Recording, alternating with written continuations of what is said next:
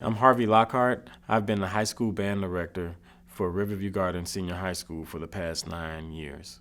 One of my most proud moments that I've had many throughout my career as an educator, but I would say going back to the beginning is when everything clicked for me, and that was the first time that I realized that God had blessed me with the gift of teaching. And it was back in Miami, Florida, in my hometown. I was working at a summer camp that I grew up in, and I was able to work with these two young ladies, these clarinet players who were just learning how to play clarinet. Their instructor at the time pulled me to the side and said, "Hey, can you work with these young ladies? They've been struggling."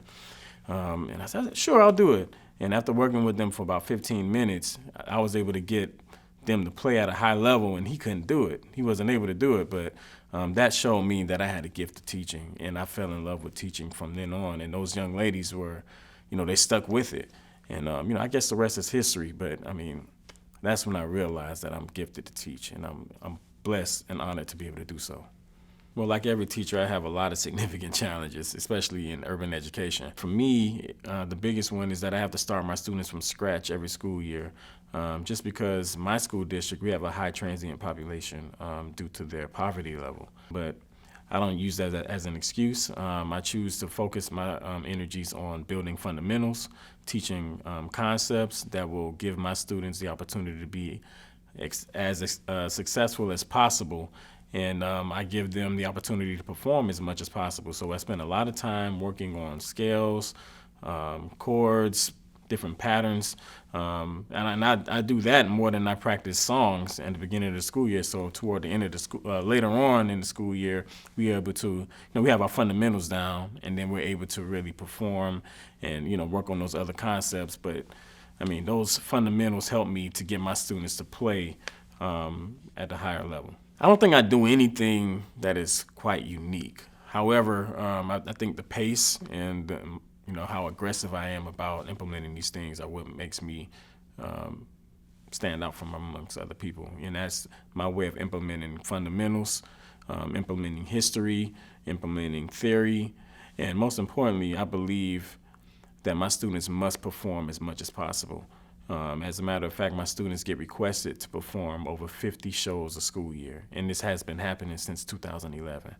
And we're blessed to be requested that much to perform, but that's the key. The students, they get on-the-job training. They work on the concepts that I teach in class, and then 3 to 4 times a month, they're able to apply those concepts that they've learned in the classroom, and you can't beat that. I'm real big on making a difference in my community. I believe that you need to initiate the change that you want to see. In fact, back in 2014, I started a program in partnership with the Sheldon Concert Hall here in St. Louis, Missouri. It's a North County big band that has students from urban communities represented in the collective format, representing 9 different school districts to learn about America's great classical music in the big band setting. I also started a nonprofit organization, HEAL Center for the Arts, which is a multidisciplinary arts organization. We have 3 core components of our programs. We have an intellectual artist series where students actually read 2 nonfiction books per school year based on the arts discipline that they're studying.